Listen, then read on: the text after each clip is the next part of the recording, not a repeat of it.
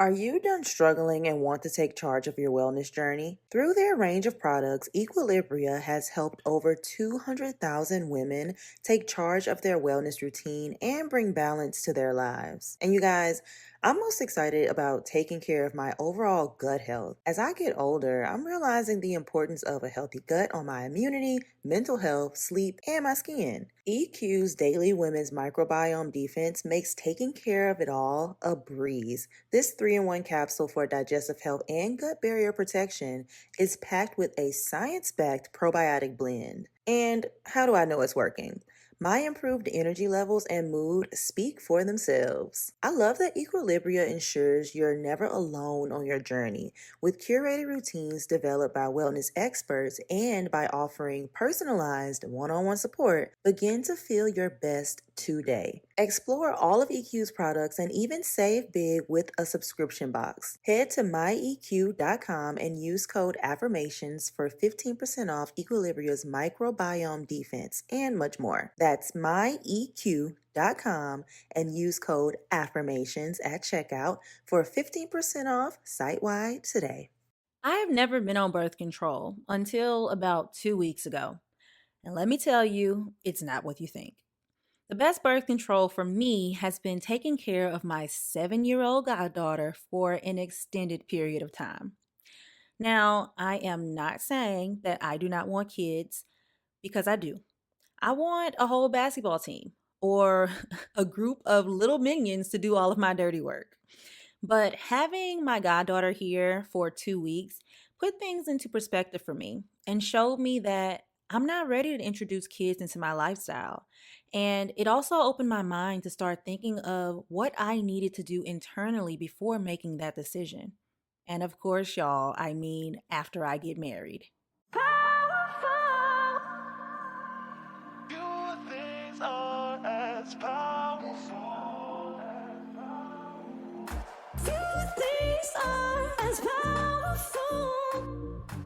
What is going on, beautiful people? You are listening to the Affirmations for Black Girls podcast, where we focus on personal growth and cultivating a healthy relationship with ourselves. I am your host, Tyra, the creative, actress, content creator, and mental health enthusiast. Y'all, the past few weeks have been a whirlwind for me. There have been so many amazing things happening, but it honestly has been a little bit overwhelming. I've been working more and taking on new projects, but one of the fun things that I recently did was I brought my goddaughter out to California. Now, let me put this into perspective for y'all. I'm 27 years old and I do not have any kids, nor do I have much experience taking care of them long term. I mean, nothing beyond being a character counseling instructor or summer camp counselor, but I promised my 7-year-old goddaughter that I would bring her out to LA. And in a nutshell, I have to say she taught me so much about myself and helped me realize what work I needed to do before I considered having kids of my own. So before we unpack some things I learned about myself through this experience, let's get into this week's affirmation. This week's affirmation is, my past is not a reflection of my future. Let's drop in, everyone. If you're driving, continue to drive as you listen. But if you can, close your eyes and be present with us. My past is not a reflection of my future.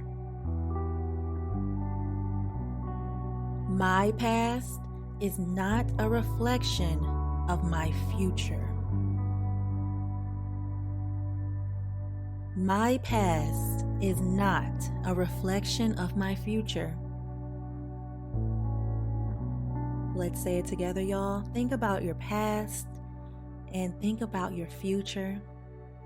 My past is not a reflection of my future. My past is not a reflection of my future.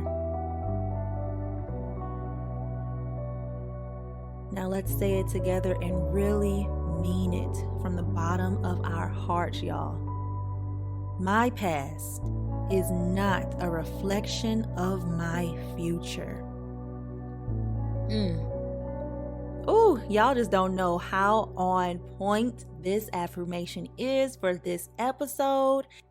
Y'all, this is the perfect affirmation for this week because over the last 2 weeks, I have just had the time to reflect through spending time with my goddaughter on all the ways I have grown and realized the parts of me that were being overlooked, that I literally could not pay attention to or didn't even think to pay attention to until there was a child in my life that I was solely responsible for taking care of, even if it was for 2 weeks. So today I'm going to share with you 5 things I learned about myself while I was taking care of my goddaughter.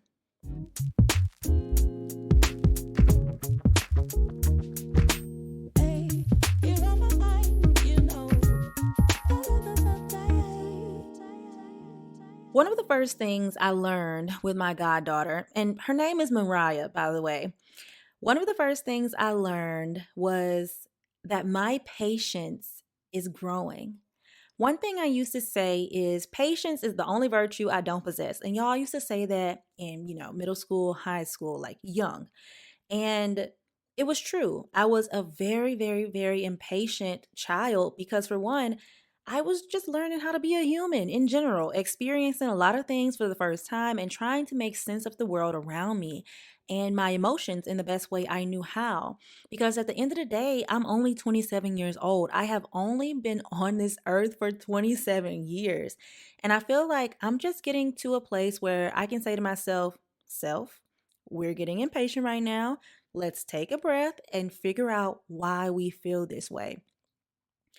Now, I also learned what triggers my impatience while I had Mariah here. So let me take y'all on a trip down memory lane.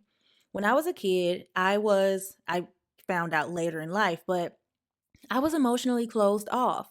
I didn't know how to process my emotions in a healthy way because there was no one around me teaching me how to do that.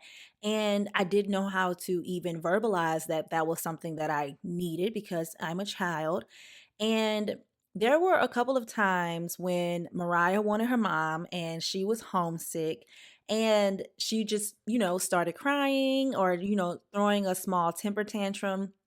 And I didn't get upset, not one time, because the first thing that went through my head is, okay, she is 7 years old and she's learning how, like I said, she's learning how to process her own emotions right now. And I really just took a moment to observe how she was acting and how she was processing her own emotions. So while she was crying, I sat there with her. I asked her questions about how she was feeling, and she couldn't really verbalize much of how she was feeling. So I'm glad that I, planted that seed and started to ask her how she felt and things like that, because eventually she was able to say, I'm mad, I'm sad, or I miss my mommy. And I believe that is a great start to say that outwardly.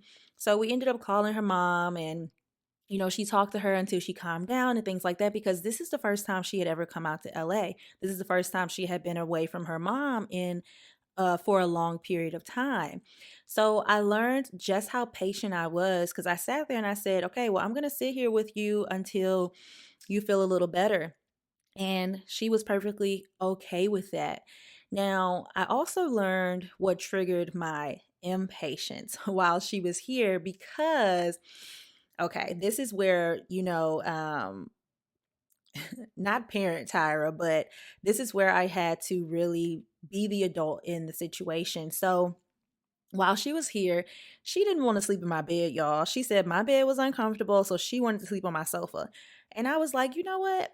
I agree because my sofa is very comfortable. I sleep on my sofa all the time. Literally 2 nights ago, I fell asleep on my sofa, woke up at like 3 a.m., and I said, no, I'm staying here.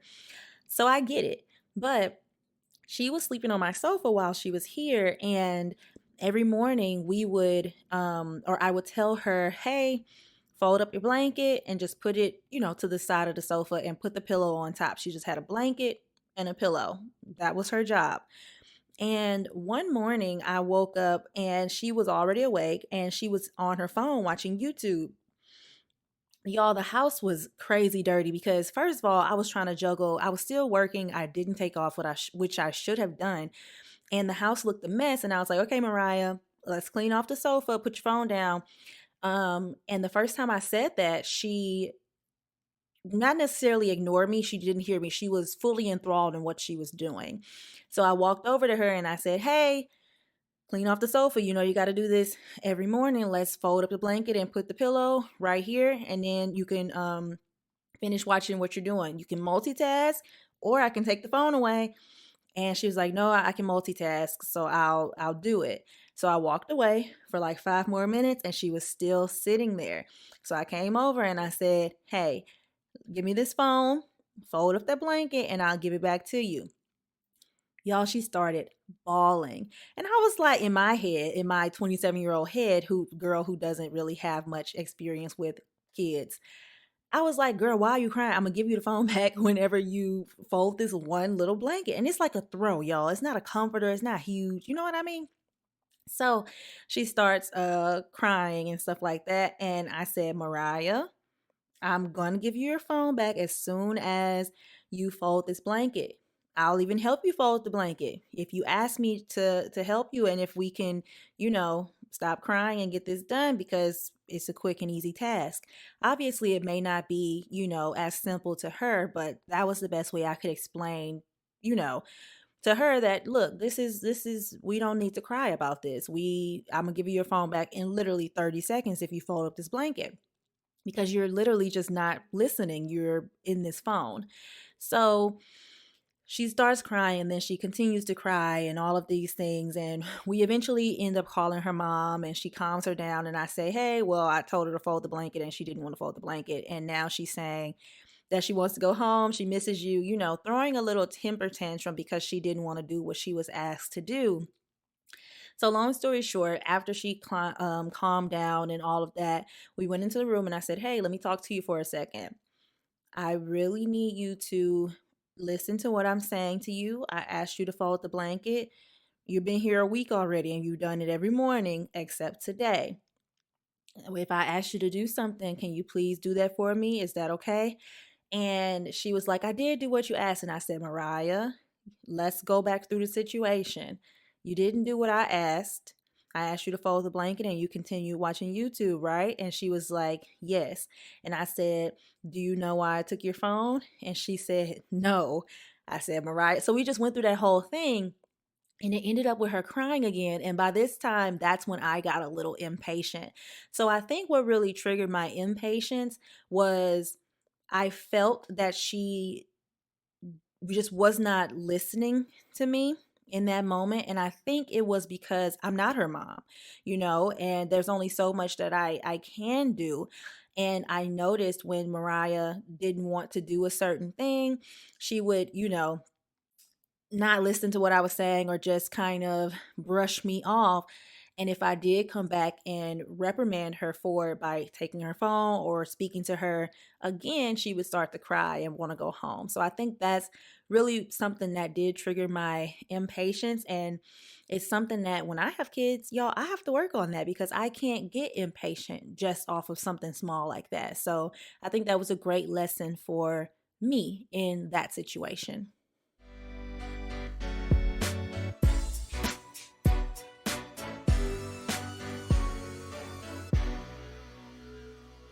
The second thing I learned about myself is that I can be introspective in the moment, and I can also put myself in my parents' shoes. And I've been noticing this more about myself in the recent years, that I'm able to be a little more introspective in the moment. And that's so big for me, y'all, because when I was back in like 2015, that's only what, 5, 6, 7 years ago. 2015, 2016, literally until I moved to LA, to be honest, which was 2018, I did not have that superpower. And I'm calling it a superpower because there are more people out there than you realize that are not introspective. They don't take a second to look within. And to take it a step further, I'm finally able to be introspective in the moment, whereas years ago, I started to be introspective, but it was only after the fact. And I really think that's a superpower because I'm able to reroute myself in the situation, especially if I can realize that I'm hurting someone or realize that something that I said wasn't really what I meant, and or realize that I'm actually triggered by something, and that's why this conversation or this experience is happening the way it's happening for me. I'm able to do that now in the moment. And I talked about this in a previous episode, but I'm able to put myself, or I was able to put myself in my parents' shoes, like just through a couple of scenarios with my goddaughter. I was like, wow, I wonder if this is how my mom felt, or this is how my daddy felt in certain situations. So, give you an example. One thing that happened when Mariah was, crying and she wanted to like talk to her mom, she missed her mom, was I tried to, hug her, cuddle with her on the sofa, and she pushed me away. And immediately took offense to that because I don't have any experience with this, you know what I mean? And I started to take it super personally, but I can't take it personally because she's a kid and she's learning how to express herself. And she's also used to what she's used to. She doesn't live with me. She lives in a different household. She also processes things differently. We're all humans in our own right. We all process things differently. So she pushed me away.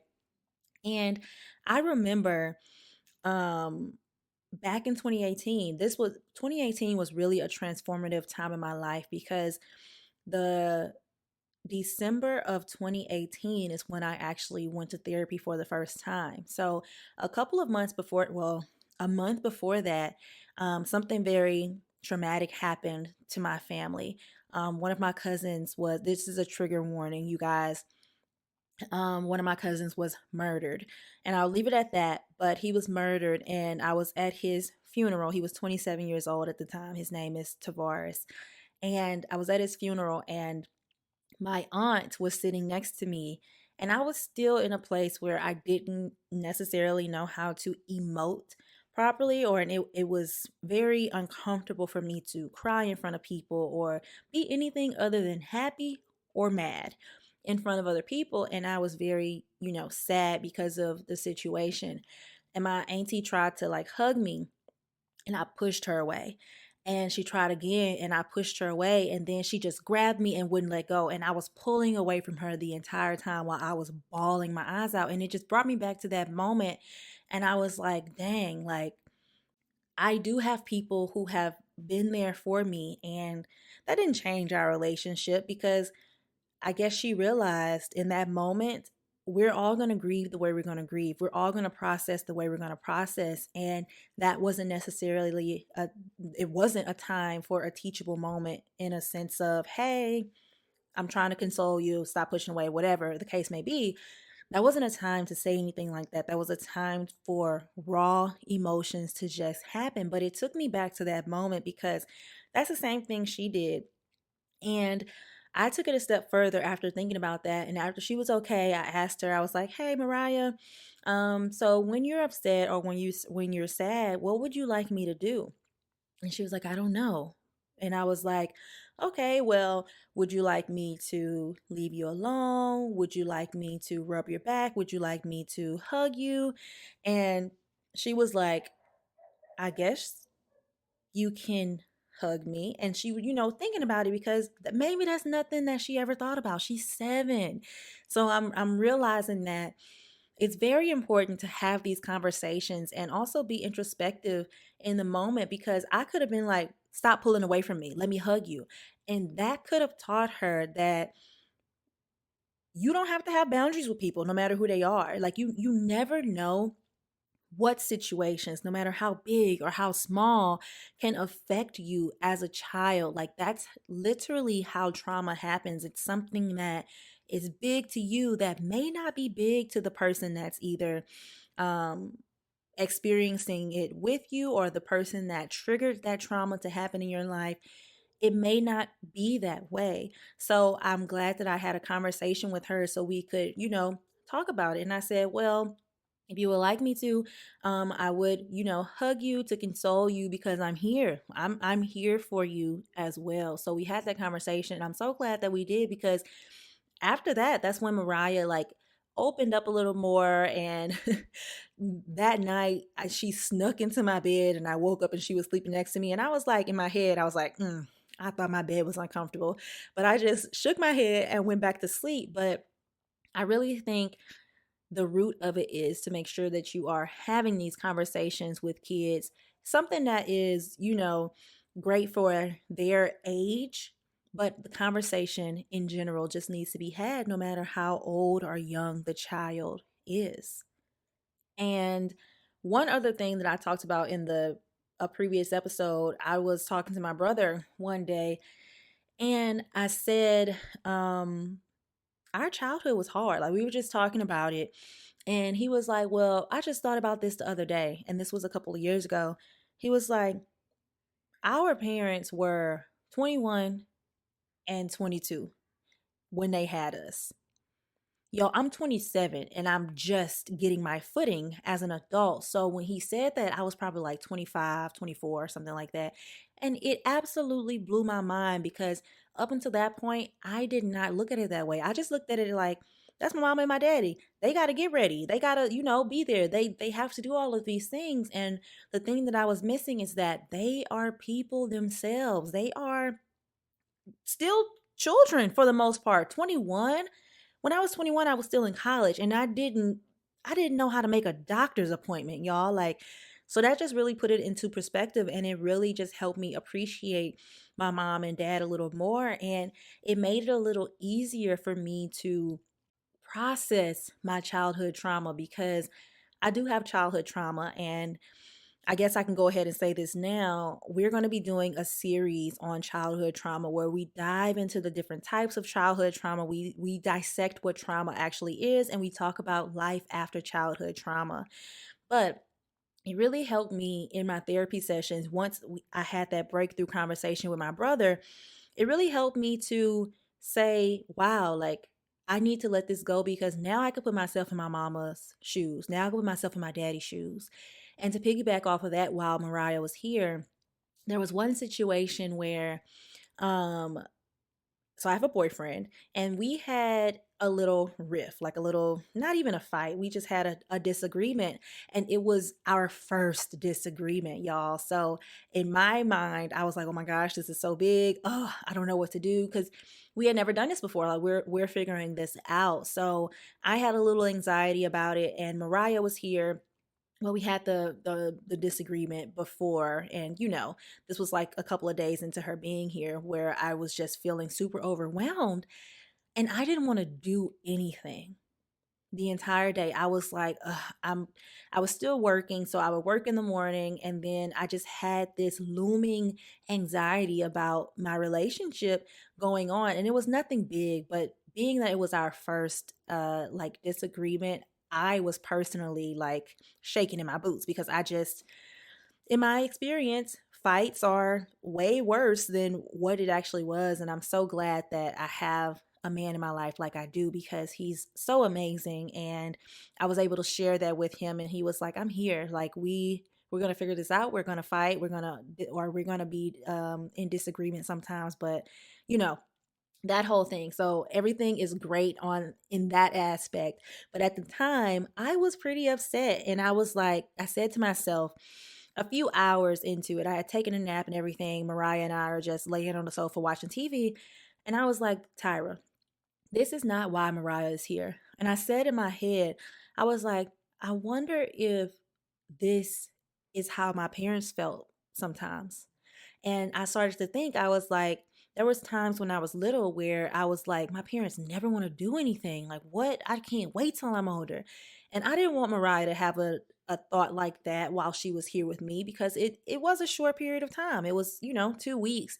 So at that moment, I said, okay, give yourself a few minutes to get yourself together, and then get up and go do something with your goddaughter. And that's what I did. But it made me appreciate my parents more, because we all have emotions, and we all have things that we need to work through, and it's a never-ending cycle of healing and being human. Hey sis, Do you feel like you want to crawl out of your skin during that time of the month? Or maybe you or someone you know could really use some relief from menopause symptoms. You guys know your girl is turning 30 this year, and I'm just beginning to truly understand how important it is to be aware of my hormone levels and how they affect my body and my mind. And I think I found my new holy grail. Happy Mammoth is all about making our lives easier, and their hormone harmony is the all-in-one solution for keeping your hormones on point. It's a supplement meant to help maintain optimal hormone levels, and in turn, it helps improve things like sleep quality, reduces occasional bloating, and even relieves some menopause symptoms like hot flashes and low moods. Their formula is plant-based, and they do not compromise on quality, ever.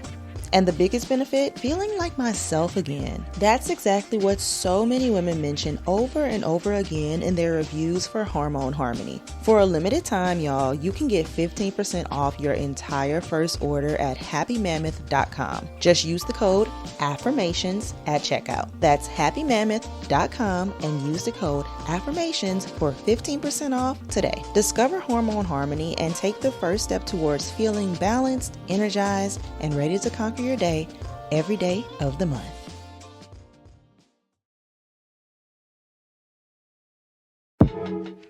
This episode is brought to you by BetterHelp. Hey y'all, Tyra here with a few reminders for the summertime. Number 1, social media only shows the highlights of someone's life. Comparison is the thief of joy, and every one of us is on our own unique journey. Reminder number 2, if you're dealing with stress, anxiety, self-doubt, or just need someone to talk to, BetterHelp is there. I've talked about BetterHelp since the beginning of the podcast, and they were the first service I ever used to try therapy, and I genuinely think they're a great platform. Having an unbiased listening ear has helped me stay grounded and self-reflect using tactics that I wouldn't have thought of on my own. BetterHelp's platform is entirely online and designed to be flexible and suited to your schedule.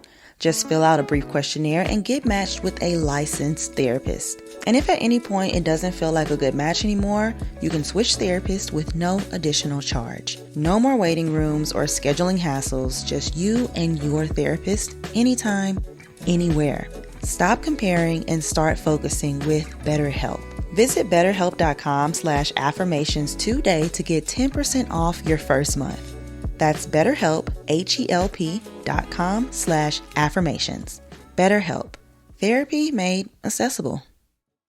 So picture this. You're lounging on somebody's beach, enjoying the sun on your skin, and suddenly it hits you. Why not use this summer to make some progress in your financial future? Hey y'all, it's Tyra coming at you from sunny Los Angeles, where summer is pretty much in full swing. From day parties to food truck festivals, new seasonal routines can accidentally change up your spending habits and make building credit a lot more stressful. With Chime's Credit Builder Visa credit card, turn every summer purchase into a step towards a stronger credit score. With each responsible swipe, regular on-time payments, and no annual fees or interest, you'll join millions of members working towards financial progress this season. Y'all know my favorite Chime feature is Spot Me. Its fee-free overdraft up to $200 gives me a little extra peace of mind wherever Visa credit cards are accepted. And whether I'm beach hopping or spontaneous road tripping, I can feel secure knowing that Chime provides access to over 60,000 fee-free ATMs nationwide. With Chime's secure credit card, you can improve your credit scores all summer long. Get started today at chime.com/affirmations. That's chime.com/affirmations. Chime. Feels like progress. The Chime Credit Builder Visa credit card is issued by the Bancorp Bank N.A. or Stride Bank N.A. Spot Me eligibility requirements and overdraft limits apply. Out-of-network ATM withdrawal and OTC advance fees may apply. Terms and conditions apply. Go to chime.com/disclosures for details.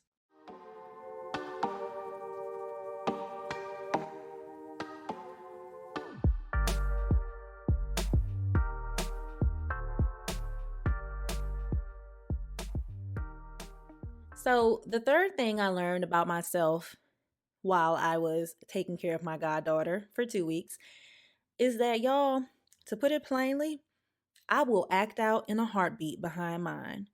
My protective side came out, and it doesn't come out often, but I really had to reel myself back in because I was like, Tyra, are you seeing these situations properly, or is it just because you're being protective of Mariah in this moment? And even though I didn't necessarily act out, I know that it could have happened if they caught me on the right day and on the right street. Amen. So I'm gonna give you guys three examples of when I wanted to like act out, or I did, or a little bit. So the first situation, Mariah and I went to Target and we were getting her a new bathing suit. And at my local Target, the bathing suit section is very small, and I had a basket. And in my head, I was like, "Why am I bringing this basket through these small aisles?" And Mariah was in front of the basket, pulling the basket from behind, and I was pushing the basket. So as we were trying to navigate through the swimsuit section, we turn a corner, and then Mariah says to me, "Oh, we can't go that way. Someone is standing there." And it was a white girl. She looked to be about my age. Disclaimer, I always think people are my age. So I honestly don't know how old she is. She looked about my age or younger. And she turned around to Mariah and said, "You could say, 'Excuse me.'" And then she walked off. And I raised my eyebrow because it's like, first of all, don't talk to her. If you have something to say, talk to me, because she was not talking to you. So why are you talking to her? So she walked off really fast. So I didn't say anything to her. But if she would have said something else, I would have had to like check her because, excuse me, girl, why are you talking to a 7-year old? Talk to me. Okay. She was not addressing you. She was talking to me. So in that situation, I was like, okay, like don't play. And I had never felt that before, so it was new territory for me. But I really wanted to check her and be like, first of all, do not talk to her like that. Do not say anything to her. You can talk to me. You do not need to talk to my goddaughter at all. But the second situation that happened was when we went to Disney. So the highlight of the trip for Mariah was going to Disneyland. And while we were at Disney, you know how they have the characters out and all that. We had just gotten off a ride and we saw Alice from Alice in Wonderland along with a couple of other characters, and they had put on like this little show in the street. So we watched the show. Mariah was super excited, and once the show was over, they like paraded out. So Mariah and I stopped at a little concession stand to grab some ice cream or something, and then we saw Alice walking down the street with, I forgot, some other character, or what, or not character, but like a musician person. And Mariah wanted a photo. So we start to walk towards her. Mind you, there are like, it's basically empty in this area. So as we're walking towards her, one parent walks up and they get a picture. Another parent walks up. Alice is still walking, which I totally get. But we literally locked eyes, right? These other parents are still walking up, and like she's eventually stopped. And Mariah is like at the front, but Alice is moving towards the children that she wants to take photos with. Mariah was standing right there and she kept going around Mariah. So I finally said, "Excuse me, my goddaughter would like a photo with you." And she was like, "Oh, you saw her. Don't play with me." So I'm learning my voice and how to speak up in situations like that, because a kid is not going to speak up or may not speak up for themselves, and it may teach them not to speak up for themselves. So I had to be that person to say, "Hold on. Now you see her standing right here. You going to all these other little kids over here. Mariah was the first one here. So why are you skipping over her? Like, what is going on?" But I also get it on the other side. It could be overwhelming for them, all of that kind of stuff. But the way that it happened was just like, no, you see her. And she was here before all of these other kids that are bomb rushing the area. And keep in mind, no one was like bomb rushing her, but they were coming to this one little area, and Mariah was literally standing right next to her, and she kept reaching the other way to take pictures with other kids. So I was like, "Excuse me, she would like to take a photo with you." And I said it very sternly because you saw her. Like, don't do that. You saw her. And she was asking the other kids, "Would you like a photo? Would you like a photo? Why didn't you ask Mariah if she would like a photo?" Like, don't play with me. But I that happened, and the last scenario that I'm going to give you guys is when I was taking Mariah home. So, on the way home, we had the middle seat and the aisle seat. And I didn't want Mariah to sit in the aisle seat, so I put her in the middle. I probably should have put her in the aisle, but she really wanted to sit by the window, and we didn't have a window seat, so I wanted her to be able to see out of the window, and the closest we can get is the middle seat. So we found out that there was a man sitting in the window seat. He was like an older white gentleman, and he just kept talking to Mariah. And I'm like, why are you talking to her? Please do not. Like, it just made me go into protective mode because, first of all, we were on a nighttime flight. The cabin is dark. I don't want you to touch her. Do not. Like, don't even do that. So he was talking to her, and luckily Mariah didn't say anything back. She just kind of looked at him and like was like, okay, weird man. But I just put my arm around her and I started talking to her. I didn't even say anything to the guy. I just used my body language to say, "Don't talk to her because why are you doing that? Why are you talking to a child? I'm sitting right here. You want to say anything to me?" And it wasn't anything that, you know what I mean? Like, it wasn't anything that should be being said to a child. Like, it wasn't anything crazy, but it wasn't, "Oh, do you like airplanes?" I don't even remember what he said, but I was like, eh, "Don't talk to her." Now, that could have very much just been me being overprotective, but I would rather be overprotective than non observant to a situation. And you may be wondering why I didn't switch seats. Well, it was a nighttime flight. I didn't want Mariah to be like in the aisle. If the flight attendants came by, I didn't want anything to like hit her or, that kind of thing.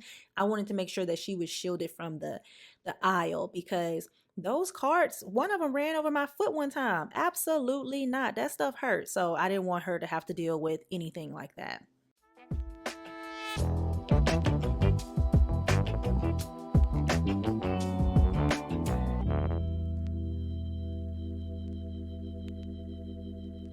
The fourth thing I learned about myself is that I naturally gravitate to being the person I needed when I was a kid because I've done the work. So anytime Mariah acted, or she was emotional and like sad or upset, anything like that, I reacted in the way that I would have wanted someone to act towards me when I was little. I remember being young and I was never like coddled or hugged when I was upset. Like I was just, sent to my room. I don't and maybe I was hugged or, consoled when I was very little, but I don't have many memories of that. Even when I got older, when I was crying, even if I would cry in front of my parents, they would sit there and look at me. But as far as touching me, it would not happen. So I really wanted to be that for Mariah. And I wanted to make sure that she knew that I was here and I wasn't ignoring her. I even know, like, amongst like my friends or even my cousins, that sometimes when we cried when we were little, we got sent to our rooms, and that was like being ignored for me, I remember a lot of days where I cried alone in my room. Some of those times was I retreated to my room to cry because that became my safe place, not my parents' arms. So I really wanted to be that person for Mariah to say, hey, you can come to me. You can share these emotions with me because I just think that overall, yes, if you want to retreat to your own private safe space, that's great. But you should also feel comfortable enough to share these feelings with your mom or the adult that is in charge right now. And I'm glad that I sat there and I was that person because even though she pushed me away the first time, I realized that it was just because that she didn't feel comfortable yet with doing that with me, but we had a conversation, and after that it was no longer a thing. And I also know that you have to change up the method depending on the child, but in general, I stayed away from ignoring her feelings and not listening to what she needed. And overall, that felt great for me.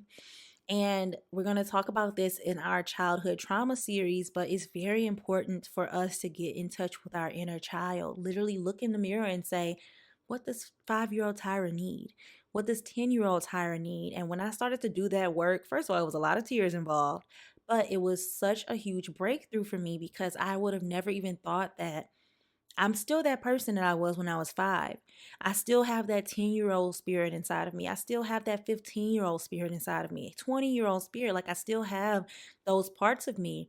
And I have to love each and every part of myself. And when I was able to do that, that's how I'm able to love a child because I was reading something and it said in certain situations, you have to be introspective enough to know if it's your 5-year-old self showing up or who you are right now. And that's so powerful because we all have an inner child, and some situations will trigger that inner child to come out, and we will start to act in childlike ways, not childish, but childlike ways. And being introspective and being on our personal healing journeys will help us realize when it is that 5-year-old, that 8-year-old that was hurt versus us as our healed selves or who we are in this day, in this moment. And that will help us, one, continue to grow. And that will also help us to navigate that experience and know, okay, this is an experience that I no longer want to go through again. I need to set up a boundary, or this is a growth moment for me to become a better version of myself.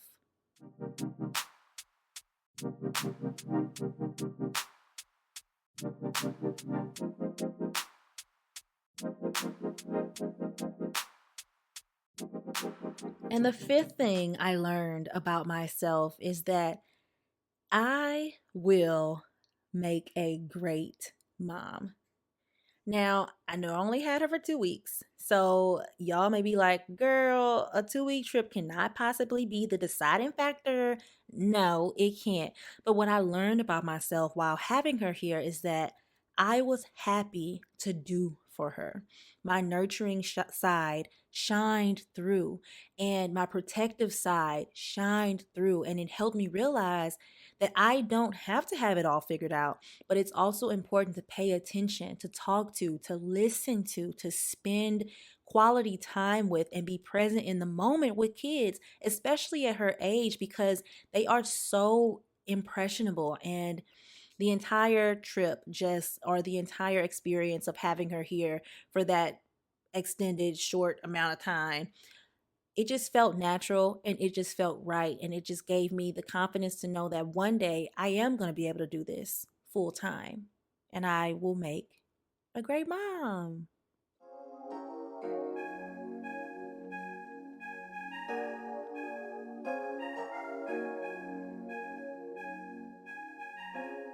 At the beginning of the episode, I said having Mariah here with me was the best form of birth control. And I still stand by that.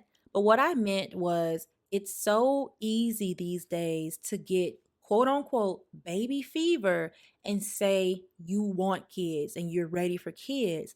But the reality is, I personally don't spend enough time around kids. So, how can I personally know that I'm ready? Well, obviously, if I have them, I have to get ready, right?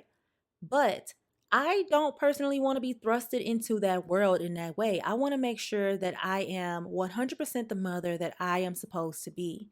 Now, I'm also someone who preaches that your healing journey is a journey and is not a destination. Like you will never be 100% healed because it's an ongoing thing. And I truly believe that there's always something more that we can heal. There's always some growth.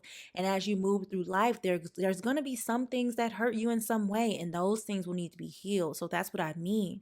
But when I say I want to be 100% the mother that I'm supposed to be at that time, I want to be in a mental space where I am open to receiving all that comes with being a mother, including maybe postpartum depression, like all of the stuff that comes along with it. I want to make sure that I am in a space where I can take all of that on and I can overcome it because I know where I have been mentally. So this is very much so a personal thing. But I'm a firm believer that there are some phases of your healing process that could be easier for you to undergo and experience and go through and grow through without the addition of having another human being your responsibility. And we're not even going to dive into financial responsibility and all of that stuff. But when you have kids, you don't always have the luxury of putting yourself first at all times of the day. Sometimes that child needs you in that moment. And I want to make sure that I'm at a point in my personal growth journey where I can be there for them no matter how I'm feeling, no matter if me and my husband have had an argument that morning or whatever, or I'm mad at my boss or whatever the case may be, a friend, whatever. And I want to make sure that the action of being there for my child isn't breeding any resentment under the surface because I haven't worked through some things that should have been worked through before I brought another person into this world. And I also know that sometimes things happen. And I know that God has a purpose for my life no matter what. But I also know that I need to do things and be cognizant of things in my life that make sense, to put it plainly. But I'm just saying that having Mariah here has been a reality check. And I said to myself, Tyra, you say that you're ready for kids. Girl, first of all, get you a husband. But beyond that, you are not. You've taken inventory and reflected on some of your thoughts and actions you had while your goddaughter was here. And to put it simply, my life is not set up for a child right now.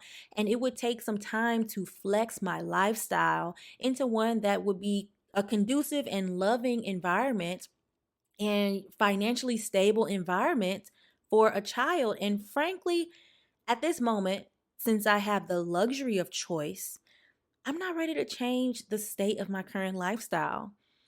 And that is okay.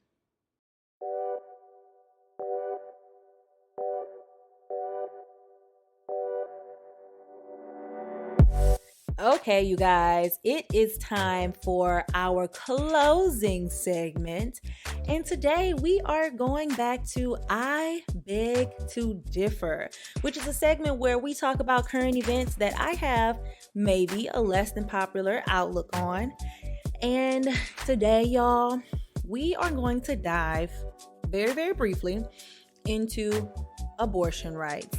So, if you have not been under a rock, then you know that Roe v. Wade has been overturned.